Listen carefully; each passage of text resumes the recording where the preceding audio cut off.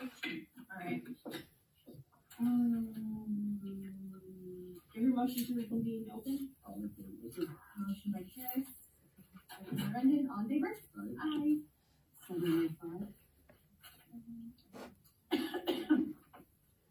Okay, a recording of this meeting is being made and shall be kept for 30 days as a public record. Please stand for the pledge of allegiance.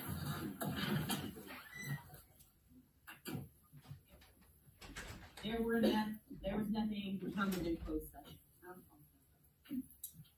I'll let Mr. Vanningham do this. Place your right hand over your heart.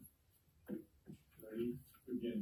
I pledge allegiance to the flag of the United States of America and to the republic for which it stands, one nation, under God, indivisible, with liberty and justice for all.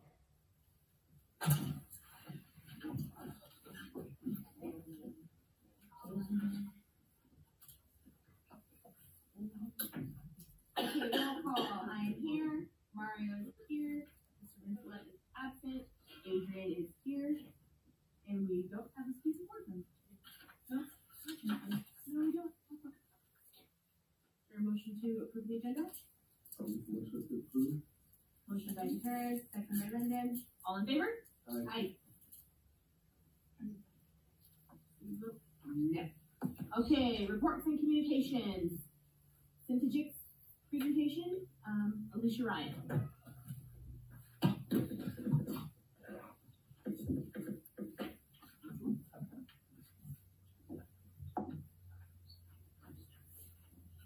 Okay, can you see us and hear us okay? Yes, Dan, can you hear me and see me okay? Yeah, we can hear you and see you fine. You're all set. Perfect. Hello, everyone. I just wanted to say my name's Alicia Ryan. I'm with Syntagics, and I'm honored to be here tonight. I have my coworker, Larry Hausner, who used to be an ex-admin for, what is it? What's our saying, Larry? The recovering? Principal. Recovering, right? I'm gonna share, but I think Dan, you just gotta approve my request. I'll share my screen and I'll get this started for you guys.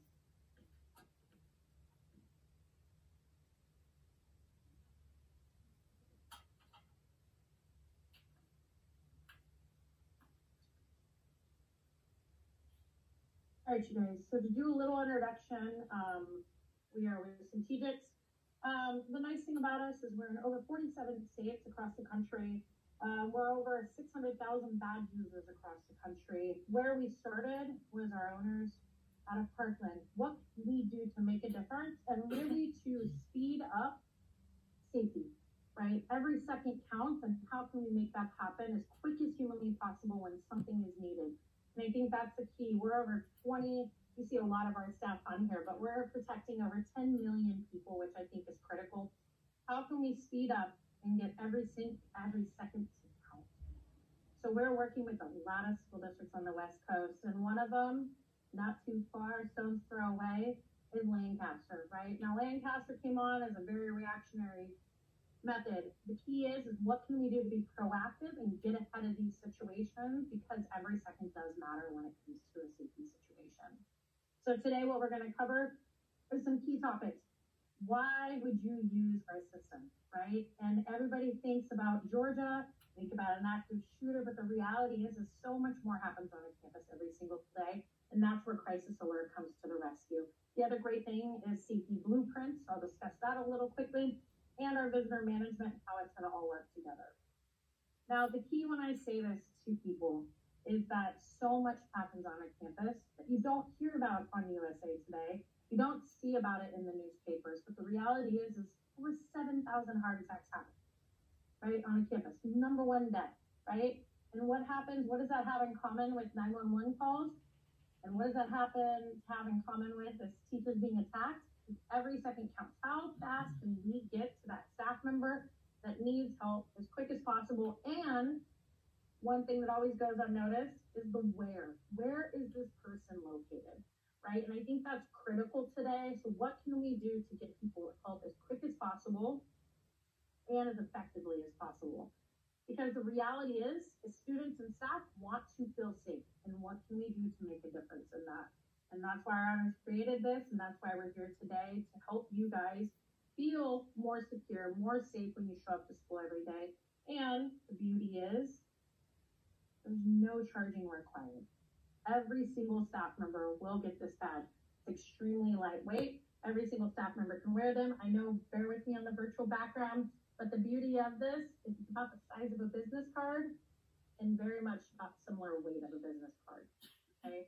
There's no channel that you have to be on. There's no charging that needs to happen. And every single staff member will receive one of these and a 6-minute training that they watch on a video, right? So very low impact on how is this going to be rolled out. Great part is you're probably going to see Larry just in person. He's going to be out there making sure you guys fill up and train. And the great part about it is it's also really discreet. So if you've ever had somebody and you need help, you can press this button. A, you don't have to leave the scene. And 2, it's very discreet because it's around your neck. You're not running to a wall to push a button. You're not picking up your cell phone. You're not picking up the local phone in your classroom to ask for help. Last but not least, which I want to stress, that is besides not having to charge it every single day, got a multi-year charging battery on that, is the simple fact that it doesn't need cell phone service or Wi-Fi to make it work, which I always think is also extremely critical because you never know where you're going to be on a campus and when you're going to need to get assistance. The beauty of our badge has 2 different functionalities. One is I need help. And I don't know about you guys, but when it comes to our system and how often it's being used, that 3-button click, I need help, that's how we train it. I need help. Press it 3 times. And the great part about this is it's used for medical emergencies, okay? Getting help as quick as possible. It's used for any hostile parents, any hostile staff, any hostile students. Someone's just having a bad day. Guess what? You can press the button and help is coming to you. We also deal with fights. 98% of the usage, you guys. We talk about so much when it comes to safety, but the reality is these things are happening throughout the country all the time. And how can we get that person help as quick as possible? The great part about it too is we're going to map you and we're going to show you where you are on a map, and then we're going to even map the assets. So some of us can see this. My eyes are a little not as good as they once were. But the great part about it is we're going to tell that person that's responding where a stop the bleed kit is, where an AED kit is, where a fire extinguisher is, because the reality is when you're responding, sometimes you're not thinking the clearest. So we're going to give you that direction to where those local assets are on the campus, because when help is needed, we want to make sure you know where that information is located. Now, there's nothing better than you have an incident. We got to close it out and we can tag it appropriately, so that way we have the stats and we can show how much this is reduced, how much this was used, etc. Last but not least, Button has another option, which is potentially a lockdown scenario. And the great part about that is we tell you to keep pressing that badge till you feel things, because this vibrates, till you see things, and till you potentially can hear things. And the great part about that is we install strobes. That way it also helps because not everybody can hear. Not everybody can see, but we're trying to cover as much of that as possible. So that way, no matter if you're inside or if you're outside, you'll be aware that something's happening on that campus because we have strobes that'll go off on the interior. We can integrate with your PCs, so your Macs, your computers, and display a pop-up, even on those fancy smart boards we got these days, right? So teachers teaching, they're going to hear that audible coming from those smart boards or from their computers. And then on top of it is we can integrate with PA systems. So it makes it really nice because then we know help is on the way.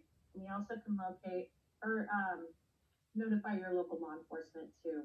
The great part about it, we always go to a lockdown, but the reality is so much more happens on a campus. What if you guys have a dust storm that kicks up? What if you guys have something when it comes to weather related?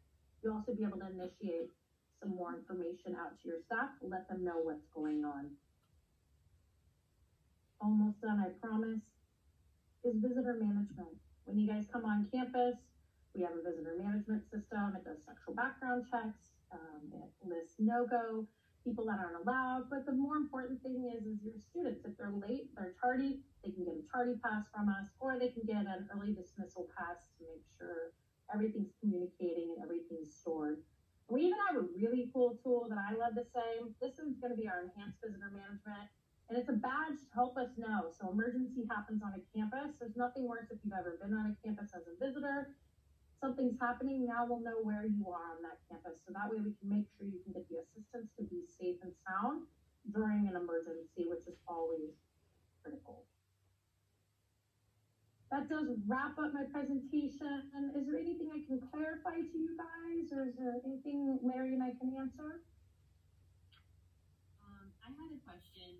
You mentioned, I need help, and you said it could be a variety of situations. And you said the responder, who's the responder? So who would we decide who would respond to certain situations in the I need help? Yeah, so basically when the solution is created, it's all customizable. So I do a lot of the training, as Alicia said, and every district has certainly principals, assistant principals. You might want your nurse, a counselor, an SRO, your campus supervisors. It's who you want to be able to be notified to go to that emergency. They're already doing it anyways, right? I was a principal for 16 years. Heck, I was always going. So that's a given. But every campus is a little different. We got more resources sometimes in middle schools and high schools than we do in elementary. But you get to determine who those responders are.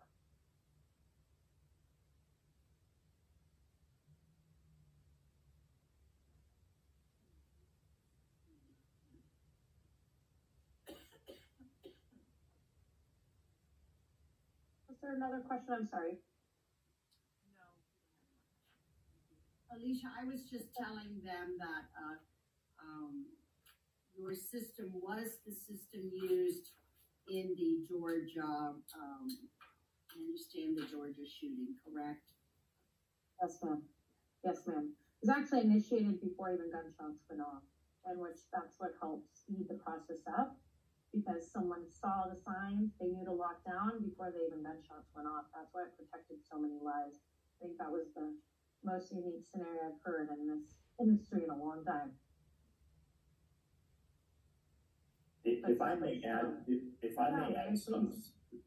something that I'm asked a lot as somebody who helps our onboarding team. In fact, I'll be going to one of the school districts you saw on the previous slide this week to talk to the principals as we begin the rollout. And questions sometimes especially from principals, like, what kind of a lift is this going to be on my team and me? It's extremely minimal in terms of maintaining the equipment that we have. Well, that's our job. So from Centegic. So principals and your staff, they don't have to maintain anything. When it comes to your responders, they get the alert, as you saw, on their mobile device and their computer. In terms of everybody else on your staff, and you heard Alicia say, every staff member in your school district receives a badge. This is an equitable piece. So if you're a teacher, cafeteria worker, landscaper, you're going to get a badge and you watch a 6-minute video, and that is it. So it is so simple of a solution where 95% of your employees will simply receive a badge and a very short training on how to use the badge. In terms of your administrators, they basically are tagged with rolling this out to their staff. And that training that they provide their staff is the 6-minute video. It's very minimal. It's a very light lift. And that puts a lot of people at ease when they know, like, okay, Centegic, you guys are going to manage all this equipment. You're going to monitor it 24/7. And as a site leader, my responsibility is pretty much to make sure that people have their badge on every day, because we want them to wear it, because the badge works all over your campus, parking lots, athletic fields, quads, gymnasiums, cafeterias, and the badge will work on every single campus in the school district. So you have people who are itinerant. Maybe they work, 3 days at the middle school and 2 days at a high school. Their badge works on every campus, and they have to do nothing to ensure that it works. It just knows that the person's there, and if they press their badge, it knows Alicia needs help, and we're going to go help her.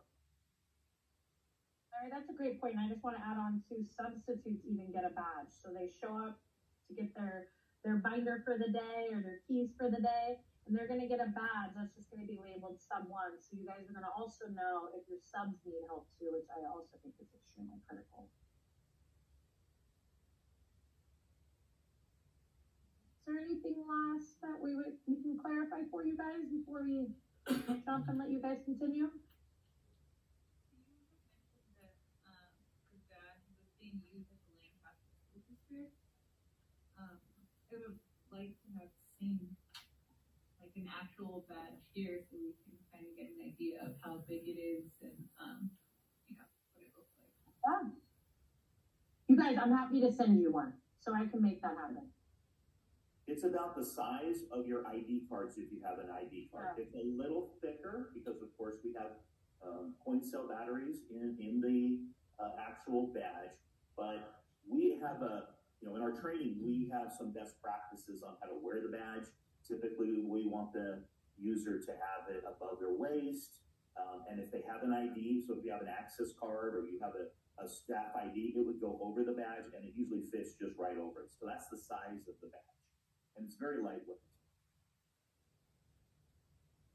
So Alicia, there would be no reason then for any staff member to, including site admin, to wear the badge home, correct? It could something that could be left on their desks so that when they return in the morning, or typically what happens? I would say our best practice is you wear the badge from the second you get out of your car to the minute you drive home. And that's a good question. That comes up a lot. It's like, oh, I can just leave it on my desk at night. No, because what if you're walking to your car and you have a medical emergency? What if you have that parent? Hey, I was a principal for a long time. I haven't had teachers that would tell me at the end of the day that a parent had met them in the parking lot, was a little upset about maybe a grade or something, and that teacher had no way of calling for my help. We also know that in some of our communities, we've got some folks that should not be on our campuses. In addition, you have teachers and your admin that work beyond a typical 8 to 5 day, right? They're going out to their car, and it gets dark at 5 o'clock now. So people are going out to their cars when it's dark. It adds an extra layer of safety and security for them when they're going to and from their vehicle. So typically they'll wear it on a lanyard. I think Alicia has hers on a lanyard. Mine I have right here. Mine's on a reel because I can just clip it to my lapel here. And it just becomes what I do every day. Especially if you have ID cards, you'll start to see that folks will wear their ID cards more than they probably already are, because it's also there to protect the button so we don't have any inadvertent presses. So we ask them to wear it basically from the time they get out of their car to the moment they get home. In addition, you wouldn't want to leave it on your desk and have a student maybe pick it up, because you know that what Alicia just presented, they could actually click that badge multiple times, and next thing you know, that campus is in the protocols for a lockdown. So we want to make sure that it stays with the user throughout the entire day. But I appreciate that question. That's asked all the time. Yeah, I was just thinking that I certainly understand where you're coming from, how important it is to have it on the minute you get out of your car. My concern would be, I know there are occasions I will forget something, and then I just wonder what happens if, let's say on a campus with, let's say 50 teachers, 10% of them forgot it. I mean, would any badge then, would we have extras to give that teacher at least when they walk in the door? Yeah, my badge. That's the beauty. That's the beauty, is say Larry forgets his badge today because Larry's forgetful, right? Sorry, Larry, I can pick on you. It's easy. And the great part about this, you ready, is we just assign him a temporary badge today. And then tomorrow when he remembers his badge, then we just unassign that, and this becomes a paperweight, and it goes back to the storage of extra badges. So you're totally fine there. Or I lost mine, right? I don't know where it went. We can go in, we can deactivate it very quickly. So that's one of the things that Larry does when he's out there, or whomever comes out there for you guys, is to make sure your staff is trained up on how to easily go in and unassign them or assign them a new badge. Because that's the whole point. You want to make sure it's super easy to do. So if something like that happens, things happen, you guys. We understand. And We we always will, give you extras. and we will provide you with 10% extra. So that was kind of what you're asking. So, you know, if you're at the elementary school and you've got 50 employees, you're going to have at least 5 extra that are sitting there just in case somebody forgets their badge for the day. Thank you so much. Thank you. You're welcome. Thank you guys for having us. And I'll make sure that I'll ship you a badge, I promise. You're welcome, you guys. Thank you so much. Have a good evening. Bye. Bye-bye. Okay.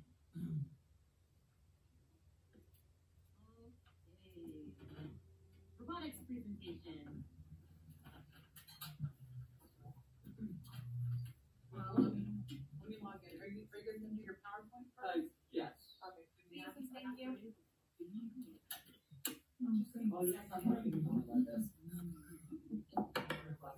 Have a good one, Mom. Sneak out. And thank you for so much for your continuous support throughout the years. You have no idea how much it means to us.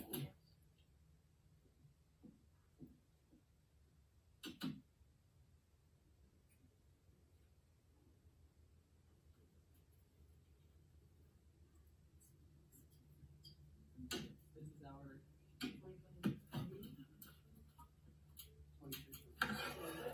2024 robot for a game called First Sendo.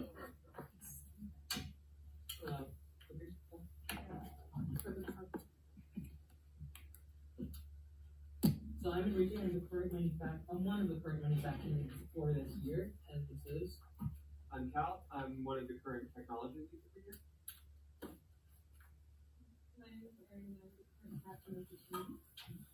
And I'm Josiah Bahinton. I am the also the technology lead. Me and Cal, we work together. And then we have. And William, besides brother, I'm new to robotics. I'm Daniel. I'm one of the newer members in manufacturing.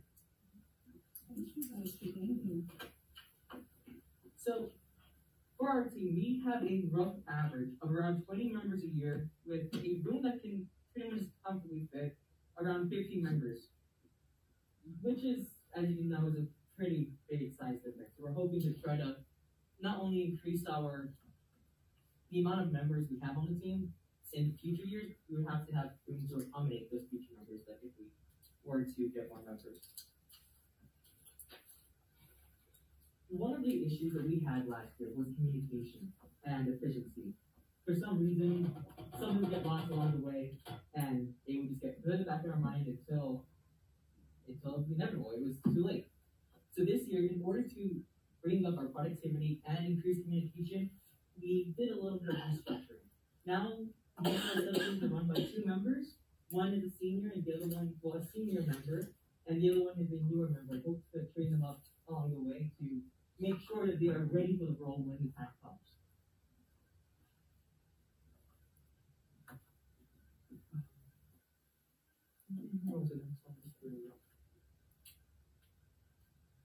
We have done a few different kinds of upgrades with our electronics teams. Last year we used a motor called Krakens, as I'm sure some of you may remember.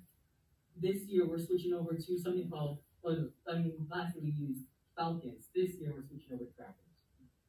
There isn't too big of a difference in terms of power, but the main difference is how much more compact it is. It's easier to rewire, it's easier to get the system out there and running. All of that stuff is super difficult. If you wanted to ask questions, you'd have to refer to Cal for that one. We have tried using new sensors this year and done more research on the types of abilities our robots should be able to perform.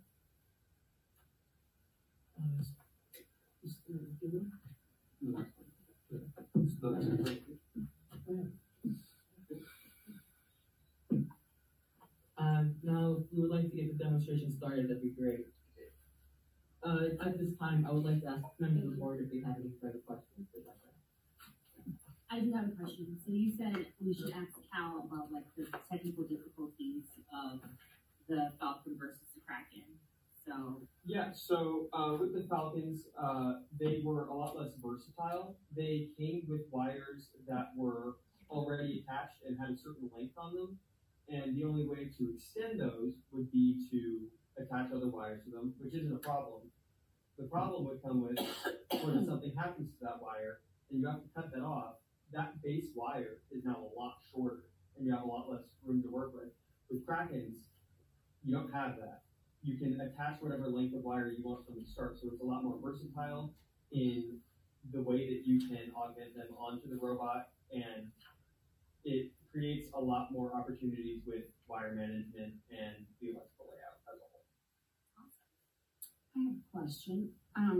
Typically, the robotics team competes throughout. Has competition season started yet?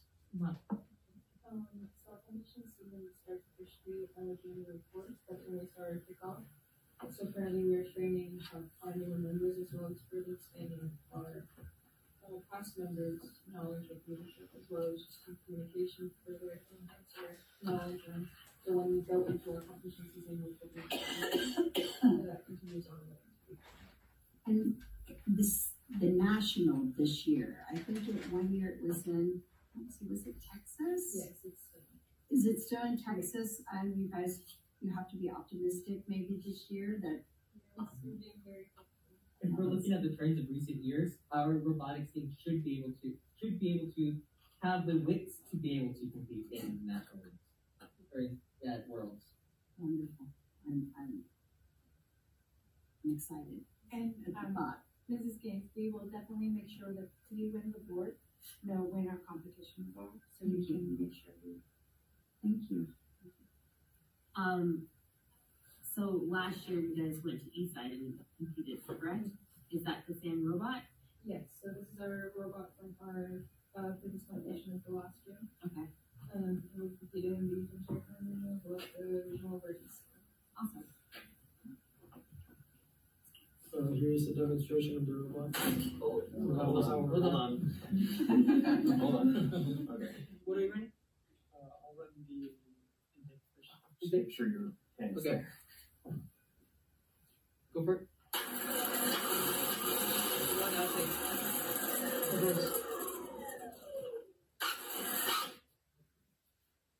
All right. To shoot the note inside the slot, which was one of the Crescendo's newest game pad. And this one, what I'm running right now, this is the intake. So you can get the motor and then put it also in the machine. One of the main factors about Crescendo this year was that we had to figure out a way to pick up something called the note, which is this orange disc you see right here, off the ground into a secondary system, which is this lovely outfit you see right here, and figure out how we can pick it up, take it here, and then launch it into something that was called a speaker. That was, I forgot however high up it was off the ground. The rules of Burst, every year, they have a new, they add on to the rules, and they change and modify it to better suit the needs of whatever challenge they want to compete in. And that's one of the, I think, the beauties of this team, that we take in those stuff and, well, create something like this. I don't know if you want to come out to it. Sure. Bring it a little further out so it shoots a little further. Okay.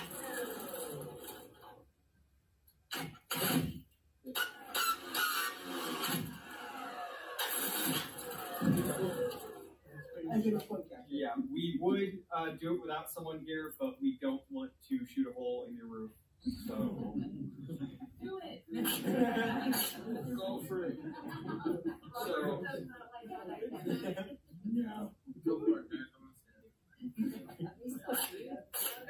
Everybody wants to see it. Go, do it. Put it in. Do it. Okay, go for it. Just to make sure that no lights go away. Yeah. Look at the tile. Run your test. Right.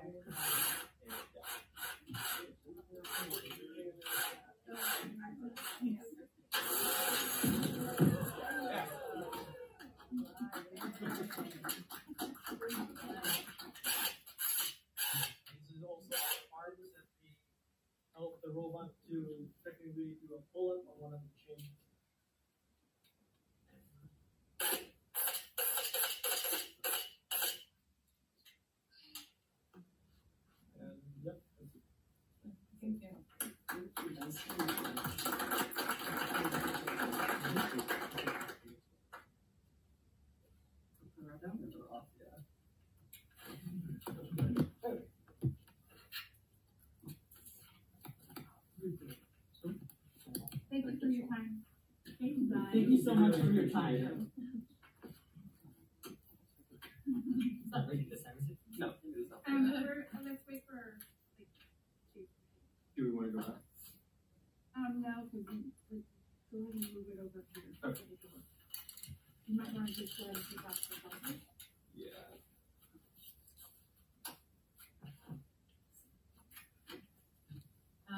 Routine part.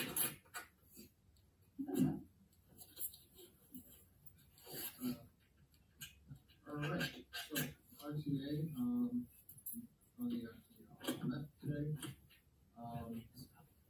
We're gonna start getting together with we finally got our negotiations meeting together.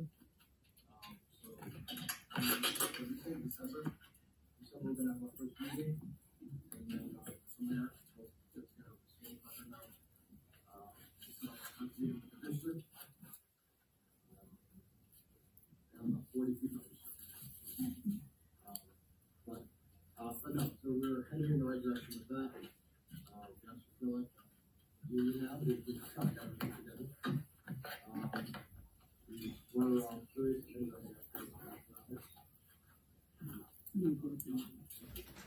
No,